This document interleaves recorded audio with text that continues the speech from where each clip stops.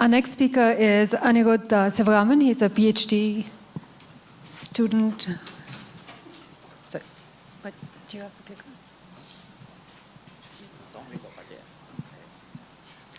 So he's a PhD student at MIT, and he's going to talk about work he did with the folks at Barefoot Networks on using P4 to build a data center switch. I also asked him what year PhD student he was, but he refused to tell me. So. Wow. Okay, so I'm Anirudh, and I'm here to talk about some work we did, basically describing our experience programming the forwarding plane of a data center switch. This is joint work with several folks at Barefoot Networks, Changun Kim, Kieram, Advait Dikshit, and Mihai Budiyu. So as context for this talk, let me give you 3 reasons why I think programmable forwarding planes will soon be commonplace. The first is the rise of programmable switch architectures. So the reconfigurable match action table architecture from SIGCOMM 2013 is one example. Intel's FlexPipe and Cavium's Xpliant chips are 2 specific chips that provide programmability at the hardware level. So somewhat concurrently, there have been several languages for packet processing, P4, protocol oblivious forwarding, packet C, and PX, to name a few. And simultaneously, the industry is moving towards more open interfaces such as OpenFlow and the Open Compute Project's switch abstraction interface. So against that backdrop, this talk is about the programming aspect of a programmable forwarding plane. So it's about our experience programming a large forwarding plane in P4. So why P4? We picked this language because it explicitly targets merchant silicon chips with aggregate switching capacities exceeding a terabit per second. So when P4 was proposed as a language in July 2014, the initial paper describing it was a high-level proposal for the language. So we decided to use this case study to figure out whether P4 is expressive enough to capture packet switching functionality that we see in the real world. So this talk will be about how we successfully programmed a data center forwarding plane in P4. And in the process, this case study taught us that we needed a few language features that are now part of the P4 specification. And I'll conclude by talking about some lessons that we learned from this exercise. So here's a one-slide summary of P4. We assume the following abstract switch model for the switch. Bytes come in from the wire. There's a parser that turns those bytes into a sequence of header fields. They're then processed by a sequence of match action tables in a pipeline. They end up in the queues, which are responsible for scheduling the next output port. And there's a similar sequence of match action tables on the egress side before the packets exit the switch.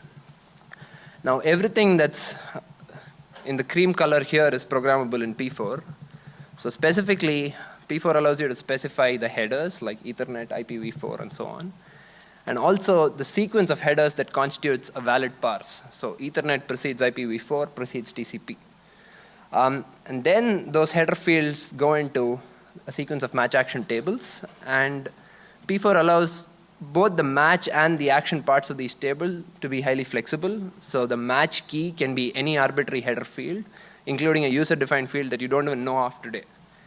So the actions are user-defined actions that are composed from a small set of primitive actions. These are really like an instruction set for that architecture. Things like read and write on fields, arithmetic on fields, adding and removing fields, and so on. P4 also allows you to specify the control flow through the match action tables. So you could say that if depending on the kind of address that's in the packet, you might want to either send it to a layer 2 switching table or a layer 3 routing table. So that's P4 in one slide. This is the development environment that we used for this exercise. So we have a compiler that compiles P4 to a software switch target. This allows us to iterate quickly with programs. It also generates the control plane API that allows a controller at runtime to add and remove entries from the tables on the switch. And this switch plugs into Mininet through virtual Ethernet interfaces, so it can be used as a drop-in replacement for something like OVS. So you can run all the end-to-end tests that you do in Mininet today. So some details about our case study itself. So DC.p4 is a data center switch in P4. The feature set is comparable to shared memory switches that you see in most data centers today.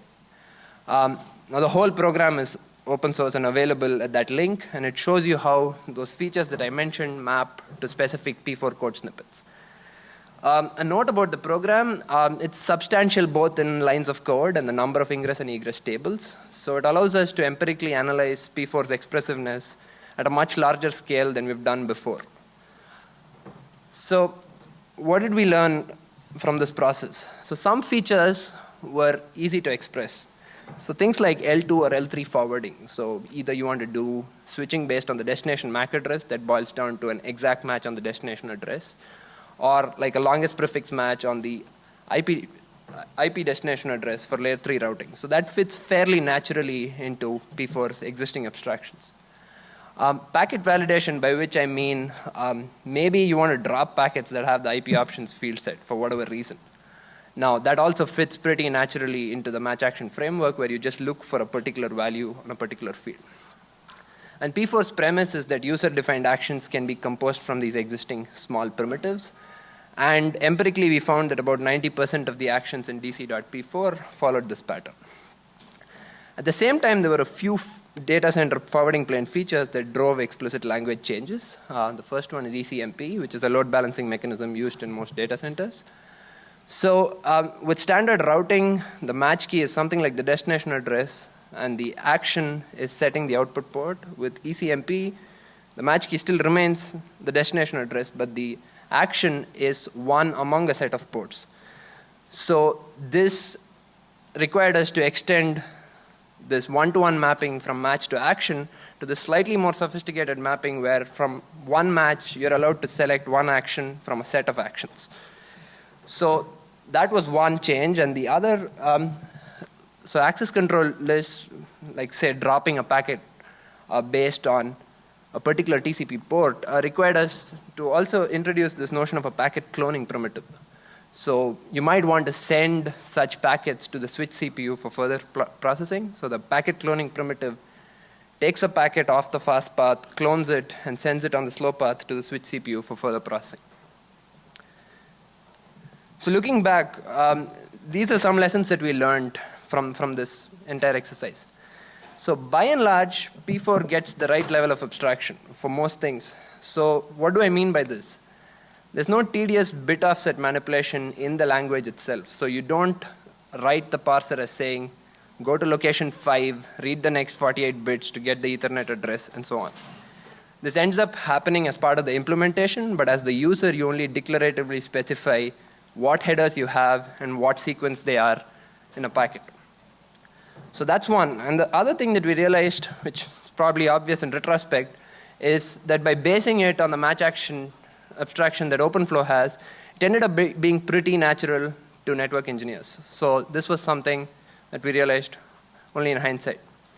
At the same time, there are quite a few things that can be improved. Modularity is a concern for large programs. So as it stands today, any table in P4 can access any of a set of header fields which make up a packet. So some notion of lexical scope where you say that this table can access only this set of headers can greatly improve information hiding and hence modularity. There are some behaviors that could be a little more precise. So what happens when you increment a signed integer and it overflows? Does it saturate or does it wrap around?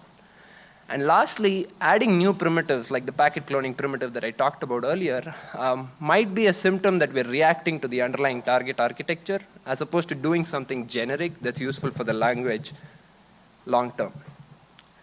And we found quite a few incidences of adding such new primitives, and we have more details in the paper. So to sort of counter this, we have a proposal to evolve P4 given that there will be such new features that keep coming up. And it stems from the simple observation that P4 as a language should really target other packet processing engines besides just a switch. So a network interface card is one. Things like a firewall and maybe even things like Wi-Fi access points are other examples of packet processing engines. Now all of these differ pretty widely in terms of their underlying hardware architecture. So what this means is instead of one switch model, you would have many such models. And naturally, if this proposal were to be adopted, we would need to move the switch model out of the language. So as a cartoon, this is what this hypothetical future world would look like. The language core would get smaller because the abstract switch model would be a separate specification, which would be the PPA architecture. Concretely, this would specify the interconnect between the programmable and the fixed paths of a particular PPE. Things like packet cloning would move into a PPE library, which is a vendor-specific library that has specific functionality like cloning packets, checksums, and so on. Over time, as these become more widely supported, they could migrate into the standard library and eventually probably into the language itself. So we hope this provides a much more organic and sustainable pathway to new features rather than repeatedly extending the language core. With that, I'll conclude, and I'm happy to take questions.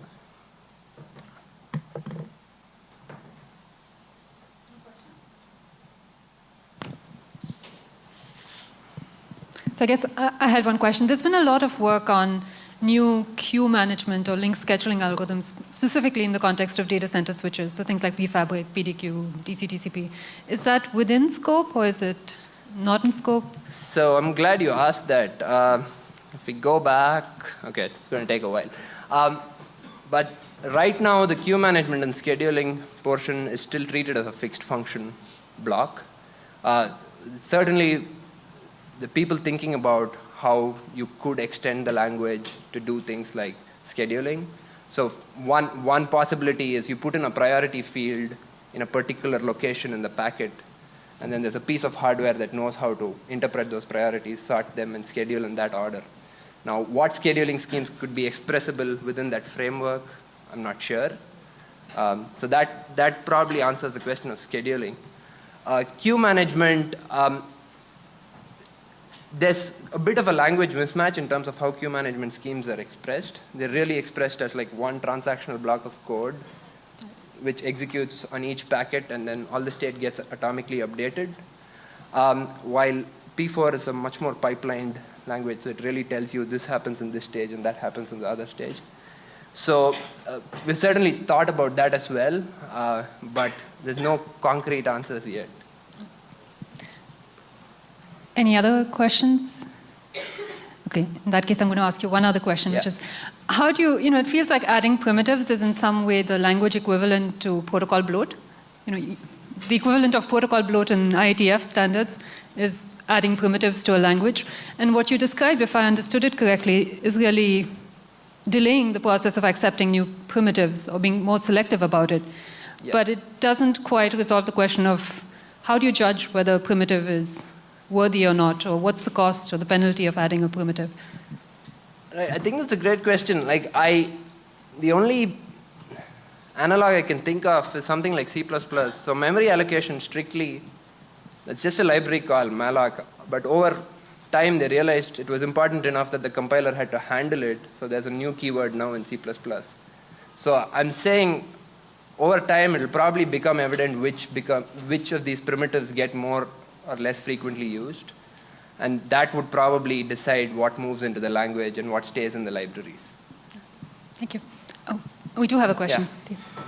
So there's been an interesting trend where people are trying to embed state machines in the hardware, so to do firewalls and other things. How does P4 try to handle this in terms of providing a higher level of abstraction to the programmer that hides a lot of the intricacies that goes with trying to manage the state in the hardware and do transitions between states?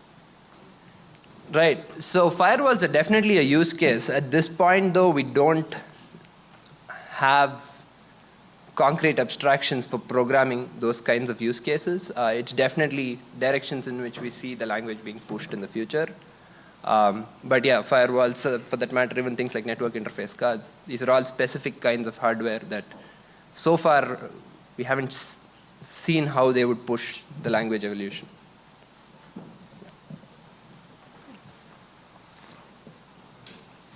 Sorry, just wanted to follow up on that. Isn't state maintenance something you really want to keep out of the hardware? And can you introduce yourself also, please? Oh, sorry. I'm Vijay from the University of New South Wales in Sydney. Just to follow up on that previous question, isn't state management something you really want to pull out of the hardware and keep it in the controller? So do you really want to take it that way? Well, it depends. Like if you want to be updating the state on every packet, and a lot of queue management schemes actually do that, like maintaining a moving average of the queue size, you probably want to keep it in the hardware on the fast path. I agree, I think. But the firewall example, it looks like the stateful firewall would be moved more to the controller than to the... Sure. Again, depends on what kinds of packet processing functionality you want to express. Okay, thanks. Let's thank our speaker. Thank you.